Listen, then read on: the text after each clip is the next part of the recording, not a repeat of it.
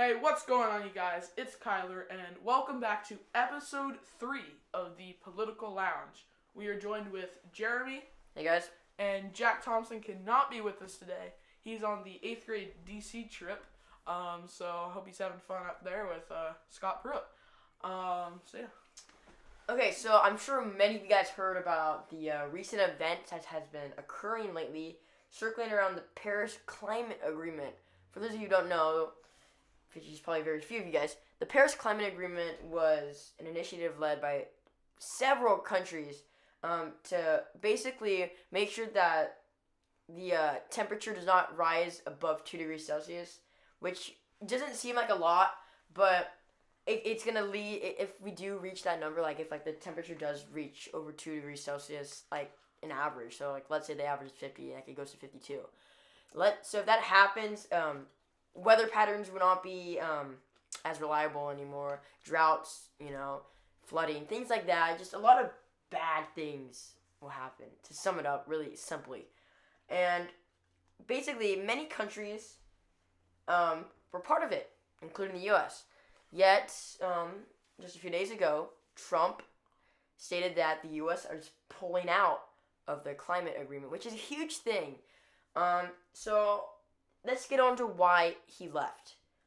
Now, he said he wants to represent the citizens of Pittsburgh. Okay. Okay.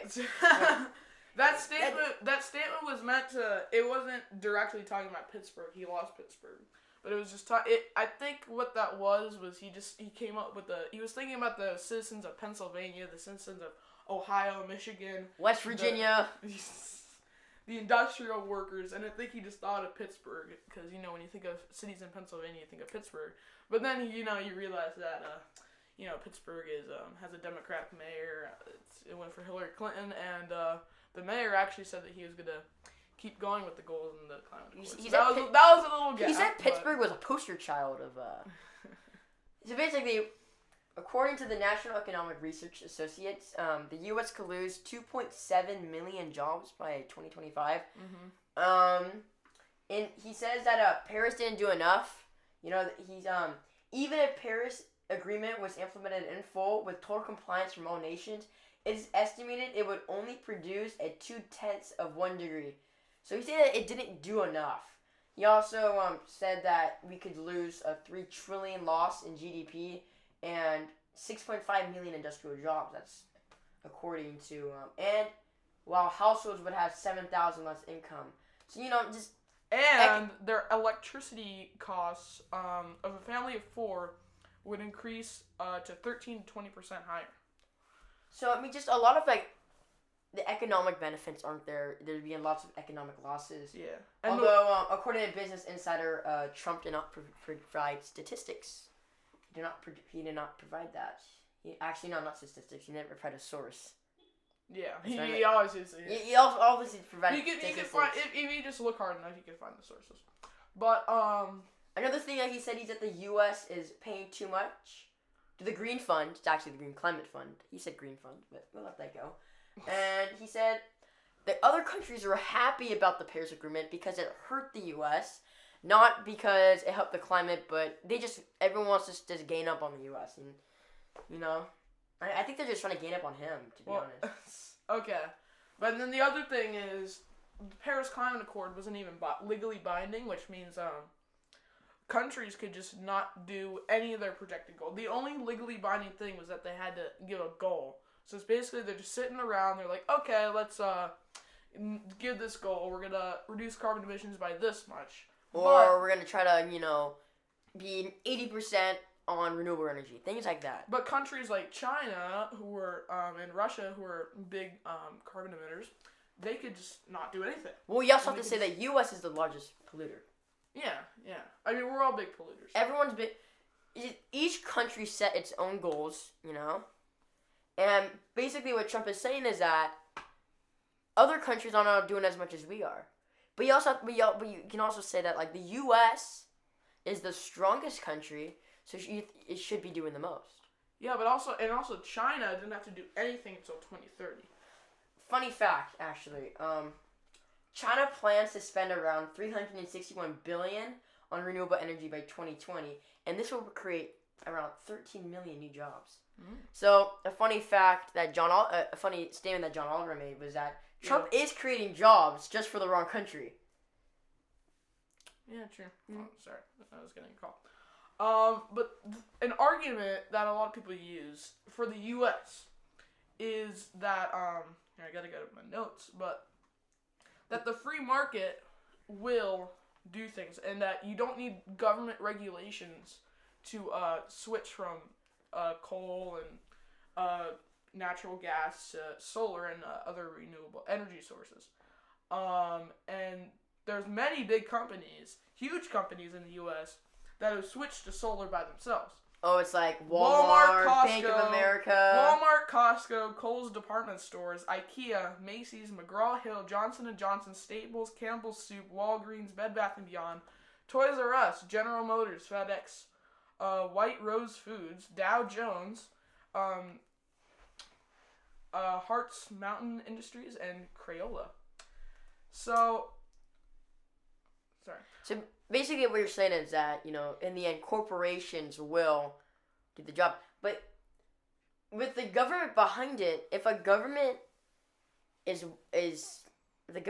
pursuing a goal of helping the environment, couldn't you say that these, businesses will thrive better? Yeah, but the thing is, if you put in government regulations right away and say, all these companies, you have to switch over to solar right now. You're gonna not right now. You have. I know, but what I'm saying by 2030 will be 90% on renewable energy. Okay, basically what I'm saying is if you have government regulations that are forcing you to do things, you're gonna lose jobs right away. But Trump didn't say that when he said that's not why we left. It's not because of the regulations. I'm not. We're not talking about why Trump, like what Trump said. This is not all about Trump. We could go into our own reasons why we think it's a good reason why he left. And so these jobs. So okay, I have a question. Do you think it was good that the U.S. left? I think it was a very weak deal, and I think we need to come up with a better and stronger deal. But it's not negotiable. Macron. He said it's not negotiable. Same with the Italian and German. Okay, well then we're not going to negotiate another deal, and then we just do whatever we want. We could do it by ourselves. Fair enough. But by the U.S. leaving, do you think it sets a bad example? Do you think it's just morally wrong to leave it? I think that there was for those reasons. There was faults with it. Yeah, it would hurt the U.S. economy. Now it would help the planet. What I think we need to focus on is how we're gonna help the U.S. stop climate change while also helping the economy. And I think the best way to do that is let the free market handle it by itself, because it's showing that it's doing that. I mean, these companies are moving to solar. Of course. I think you don't really need the government to be pushing in, because, and also when do you think it would help if the government pushed in? Do you think? I mean, of course it's gonna. Do you think with this current moment? Do you think it's? I feel it's almost too late. I feel like the government has to intervene to kind of push things along, because the free market's only gonna do what the consumers really want. Well, I think that's the thing about government regulations is big companies can also they can handle it fine.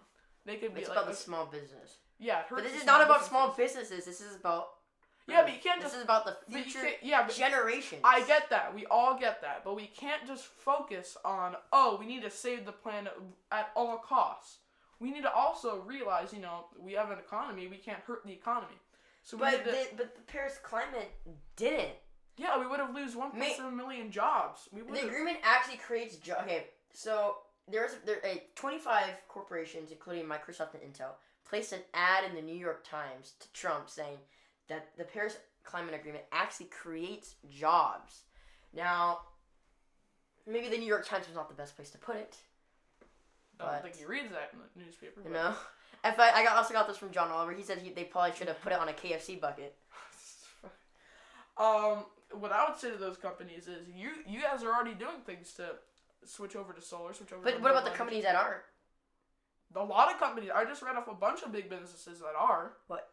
And you see a bunch, but there's a lot. A lot are. And many are not. Yeah, but they're gonna set the precedent for other companies to do it. And you see ExxonMobil, they're trying to figure out how algae could be a renewable energy source.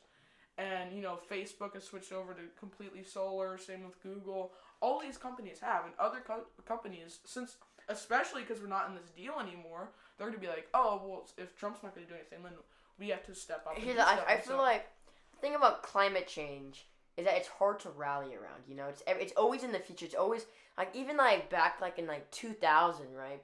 Climate change was still a thing. And people were saying, we got to do something about it, right? And no one did anything about it. And here we are 17 years later. We got to do something about it. I'm not going to do anything about it. I'll probably be here in 20 years saying, we got to do something about it. And the problem is that it's always in the future, and that so no one's going to rally around it. But with the U.S. leaving, it almost gives people something to rally around, and it's their hatred for Trump. Saying, we're just going to you know what, we're going to carry this out. You left, you wanted to leave, but we're still going to do it, and we're still going to thrive even with it. See, exactly. Are you talking about other countries? Or are you talking about people in the U.S.? People in the U.S. That's exactly states, the point. mayors, you don't need Hawaii. There's an article with Hawaii. You don't need government regulations. No, to stop but this. States are still doing it. It's just not the federal government. Still, yeah. I'm talking about federal regulations. But okay, I want to go back to something that you said before. That in 2000s we were talking about how we need to do something about this.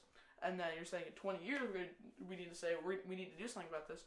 I saw an interesting thing on Fox News Sunday with Chris Wallace. Mm-hmm. He was interviewed. You cited John Oliver. I could say Fox News. Okay. Fair call. He was talking to Al Gore, and actually Chris Wallace is a registered Democrat. So just saying. He's a very fair person. He moderated the third presidential debate, so I think he's widely respected as a fair person. Yeah, totally. Okay. So he was interviewing Al Gore, and he said, 10 years ago, or 11 years ago, he said, in 10 years, so this was in 2006, if we don't do something about climate change, basically the world is going to be a completely different place. It's going to be really bad, basically what he was saying. And now we're 11 years in the future, what has really changed? He said, and in the 70s, we're saying, there should be an ice age,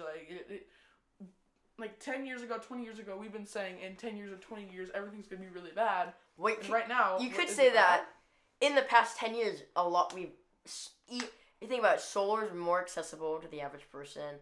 Electric cars, hybrids, cars are emitting less. But you can also say that, they are right. There's, I remember on the documentary Before the Flood, they were in India. And in India, they really like onions, right?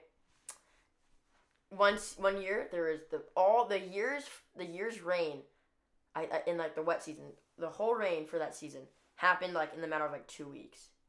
The whole onion crop gone, right? Mm-hmm. And so you could argue that the weather patterns are already unpredictable, and you could say we're already living it. You have people living on islands where they're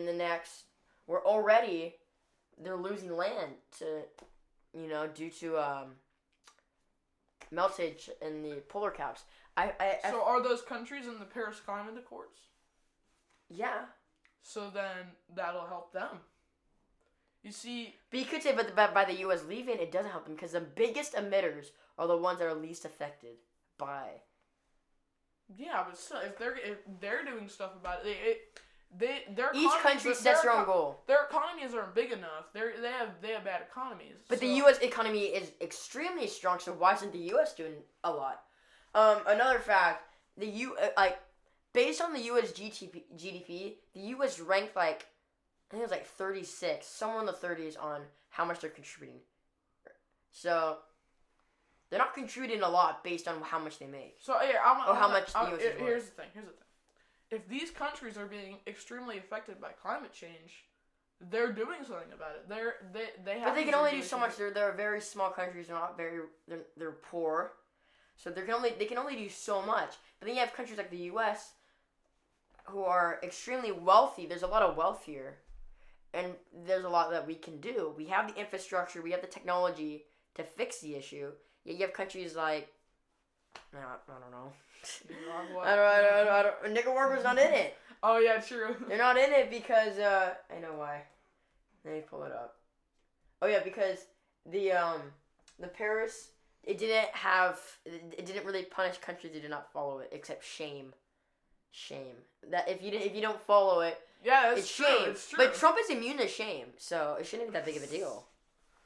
So we should come up with a better agreement that they'll This- actually this- be punishment if we The don't. Paris do it. Agreement's good.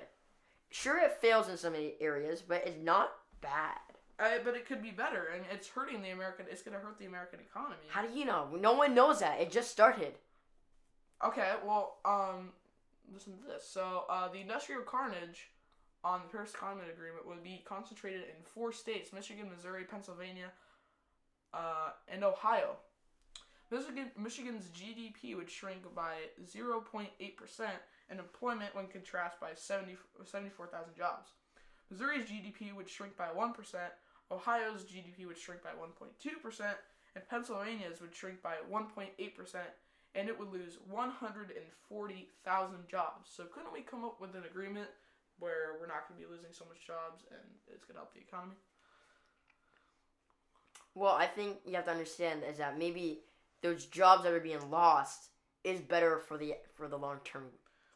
You have to understand that there is going to be some loss in this. You can't avoid it. There's going to be loss. If the free market just does it by itself, those jobs will phase out naturally and then turn into solar jobs. And those 74,000 jobs will phase out in the next 20 years. Yeah, in the next. But if it's not like tomorrow they're all going to be gone. Like 74,000 people are fired not on the tomorrow, streets. but in a very short period of time, there's going to be a lot of that.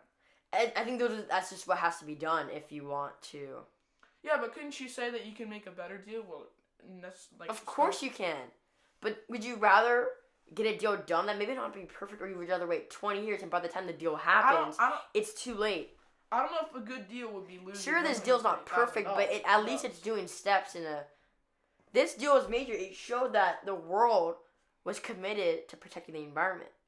Yeah, and still, how many countries were in it before the U.S.? How many countries are in it now?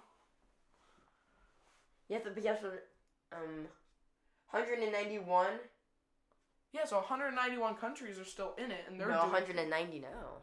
Was that they probably updated the Wikipedia page? I mean, those things get updated as of December 2016. Ah, okay. So 190 countries are still in it, and the U.S. is still going to be doing things to combat climate change. Yeah, but the biggest emitter is the U.S., and the U.S. does not care. In fact, they want to. The U.S. wants to increase coal production. Is the U.S. I'm actually not sure. I want to see if that's actually true. Trump was mad because India is able to double its coal production, yet the U.S. has to get rid of it, according to Trump. I'm gonna look up the biggest carbon. But couldn't you consider that by the U.S. investing more in renewable energy, that's more jobs created? So people who were working in coal plants are now working for installing solar panels.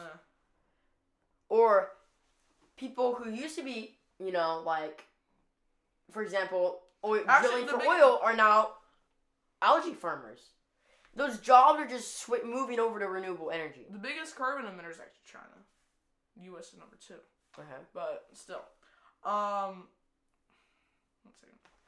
And China is doing stuff. So why can't the U.S. do something? We are still going to be doing things. We're still going to be doing what? A lot. What? We're going to... So are we the U.S. or the private corporations in the U.S.? The private corporations in the U.S. So it's not the U.S., it's... But it's the people in the U.S. And, I mean, what does it matter? What does it matter? But Trump said he's representing the people of Pittsburgh. But obviously okay, not because...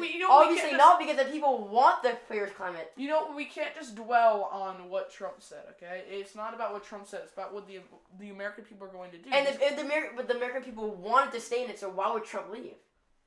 Okay, that's not the point of this. If you wanted that, then why did we leave? Isn't Trump supposed to represent the American people? You're going off topic. The American people wanted to stay in this, so why did we leave? You were going off topic. But how? Because that has nothing to do with this argument. You keep on talking about how Trump's supposed to represent the people. That's not what this is about. This is about the Paris Climate Accords and if it was good to withdraw or not. And now you're just going, and actually no, because and Trump it was. You're just going. It's too early to tell, because this could be a bad thing because let's say it's a bad thing. So the U.S. sets a bad example for countries, and more end up leaving, or just not doing their part. What the U.S. had to do. A good thing that could happen is that this could rally people into doing it. But the funny thing is, if people rally around it, and let's say like the U.S. actually could really does steps. Trump is gonna say that he all had this. Oh, this was I had this plan. Okay. You cannot. Trump doesn't matter in this right now. Okay? It doesn't matter what Trump might say, what Trump said, what about Pittsburgh or not Paris. What matters is, was it a good deal or not? And I don't think it was a very good deal. This is not about the deal. This is about what Trump did and how he left. The deal was not the best, but in the end, the deal was good. It wasn't good. It wasn't. It was. Everybody was really so. Good. It was really good for. It was really good for other countries, but it wasn't. This was a good deal for every country. This was a good. You're making it sound like the whole every other country is ganging up on trying to make it to the U.S. I'm not. Failed. I don't think this that's was a what's good happening. thing for the U.S. This was a good thing for the U.S. You have to stop dwelling in the past, saying that coal. Because now Florida's about to be flooded. Is that why it's going to be? You have to stop thinking about coal. You have to stop thinking about the coal miners. I'm not because thinking in the end, about the coal is the problem. It is a problem. We gotta get rid of the coal. Yeah, and if you don't like we're naturally gonna phase out of it. So big companies are doing You have to understand. They're taking the lead. You don't need government regulations that are gonna hurt the economy. So basically, the reason why you don't like the Paris Climate Agreement is because it implements government regulations. It's not just because. Is that wrong? But no. But you said that the government regulations are for good purpose. Some government regulations are bad. These are good ones. These are meant so then our future generations can live in a good planet. Yeah, but it'll also hurt the economy. We'll lose. Okay, wait. What matters more? Wait. Would you rather have an economy? Would you rather have a bad economy now or no economy in the future? You can't use that. You see, you can't just focus on the. You can't just try to stop something in the future, but then just wreck everything. Let's say we just ditch this whole idea of protecting the planet, and our economy is so strong. Like we were mining that coal like crazy, okay, and we're making bank. We're not going. But then eventually the coal runs out. Eventually the sky is brown. Eventually everyone's dying because we're not breathing good air. Eventually our trucks are blowing out black smoke all the time. Okay. And soon we're all just gonna die because there's no more coal for us to. There's no more oil. There's no more plants. There's no more trees. Okay. I get what you're saying. There's no more life. So would you agree that the majority or would you say that the majority of people in the U.S. agree that climate change is a problem? They want to do something. Yes. So who's to say that we're gonna make it just because there's no government regulations and stuff doesn't mean that nothing is gonna happen. So you don't think it's the government's responsibility to protect the environment? No, I think there's. And you think that it's okay for the government just to put the work on private corporations? It's okay just to put the work on other countries, and that the U.S. can just sit back and drill some coal in West Virginia. We're not going to be drilling coal because the companies are. Sorry, mining. So you don't drill coal. You drill. You drill oil. Frack it. You frack it in Colorado. Companies are gonna be phasing out of this. They're gonna be using solar, and so when. But couldn't you say that with the government regulation, it just speeds up the process? So then we can get this over with, and we can, just get this done. Yeah, why drag it out over a 50-year process? Just get it done in the next 20 years. You see, if you. So then, by the time we have children, the world is stable, and that everyone is living a life that conserves the planet. Here's the thing: if you just speed it up right now, and you just start, and you just go, so then there are going to be so many jobs that are going to be lost from the coal, and we're going to have to adapt. That's just the way life is. Yeah, but it's going to hurt the economy. You're trying to make it sound like everything has to be. You're making it sound like this deal has to be perfect. We're gonna this deal in your perfect world. A good deal would save the environment, create job growth, increase the economy, and. We don't lose any jobs. It increases jobs and we don't lose any. But the thing is, it does not work that way. Because a lot of the jobs that we have right now are bad for the environment. Simple as that. What I'm saying. So how are you supposed to make the environment better while keeping those jobs? You don't need to be in a deal. You could just do it yourself.